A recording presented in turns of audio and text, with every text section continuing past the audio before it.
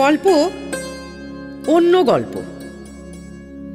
লেখাপড়ার পাঠ শেষ হলেই প্রত্যেকদিন রাতে ঠাম্মার ঘরে ছুটে আসে বাপ্পা আর মিষ্টু, অনুরাধা রায়ের নাতি নাতনি।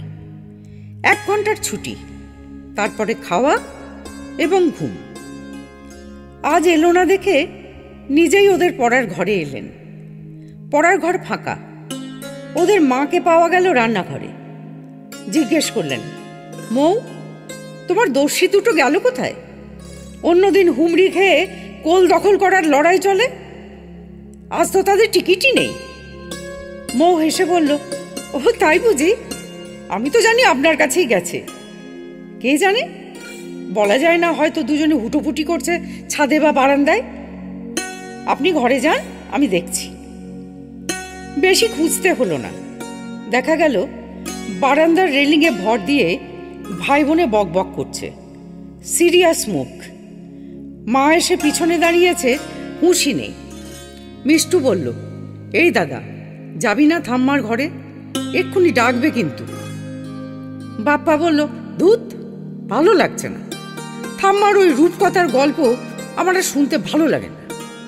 সেই দুধবরণ রাজকন্যার মেঘবরণ চুল, সোনার পালঙ্কে ঘুমিয়ে আছে, পক্ষীরাজ ঘোড়া হাঁকিয়ে কবে কোন রাজপুত্র এসে সোনার কাঠি ছুঁয়ে তাকে নাকি উদ্ধার করবে। কি বিরক্তিকর ব্যাপার! তুই বল মিষ্টু, রাজকন্যারা এত ন্যাকাবোকা হবে কেন? এতে মেয়েদের অপমান হয় না? 6 বছরের মিষ্টু দাদার বক্তব্য ঠিক বুঝতে পারে না। তার তো বেশ ভালোই লাগে ঠাম্মার কোলে শুয়ে ওইসব গল্প শুনতে।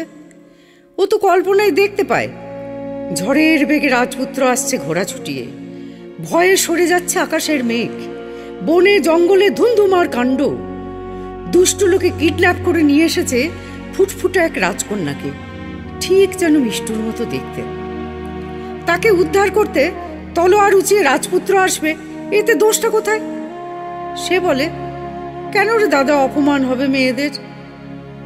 বাপ্পা বিজ্ঞের মতো বলল, ও তুই এখন বুঝবি না, আমার মতো বড় হ, তখন বুঝতে পারবি।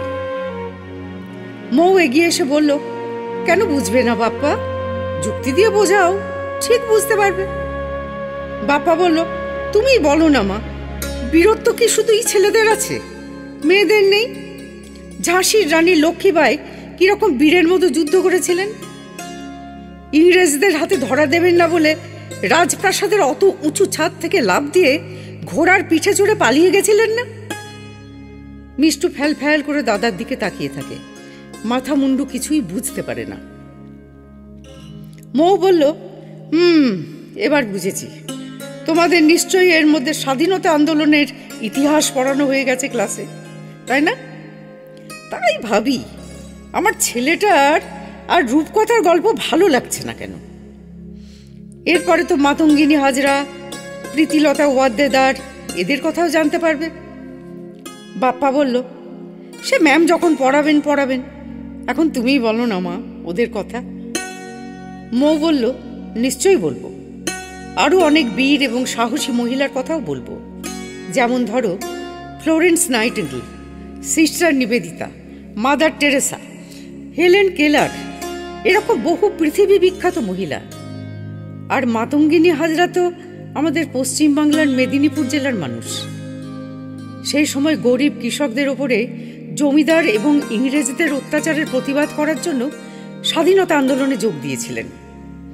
ভারত ছাড়ো আন্দোলনে মিছিলের সামনে দাঁড়িয়ে পুলিশের গুলিতে মারা যান। তখনও তার হাতে ধরা ছিল ভারতের জাতীয় পতাকা।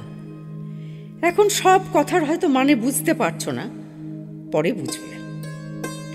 মিষ্টু কতটা কি বুঝলো কে জানে, খুব মন দিয়ে মুগ্ধ হয়ে শুনছিল মায়ের কথাগুলো, আর ভাবছিল তার মা কত কি জানে। বাপ্পা বলল, এখনো তো খাবার সময় হয়নি মা, এখনই বলো না, খুব ভালো লাগছে শুনতে। মৌ বলল, না এখন নয় সোনা, আর একদিন বলবো।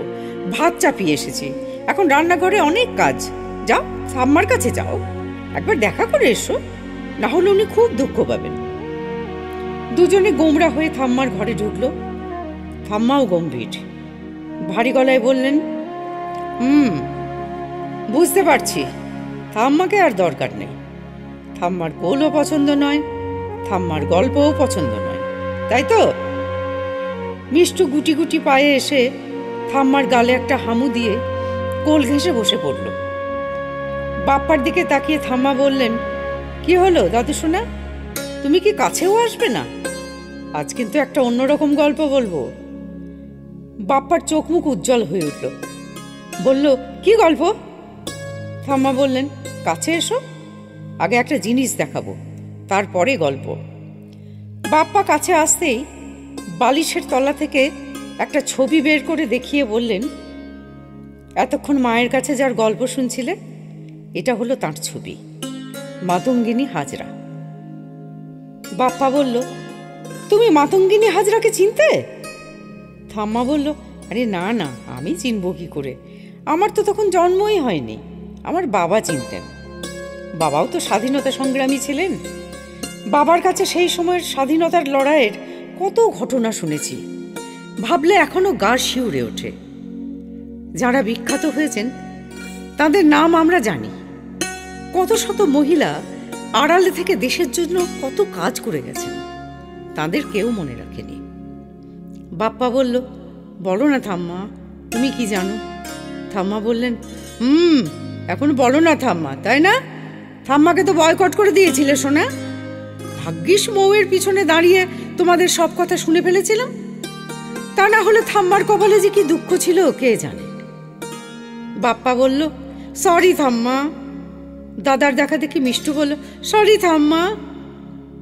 অনুরাধা বললেন, আজ তো রাত হয়ে গেছে, এখন খেতে যাও, কাল থেকে অন্য গল্প শুরু।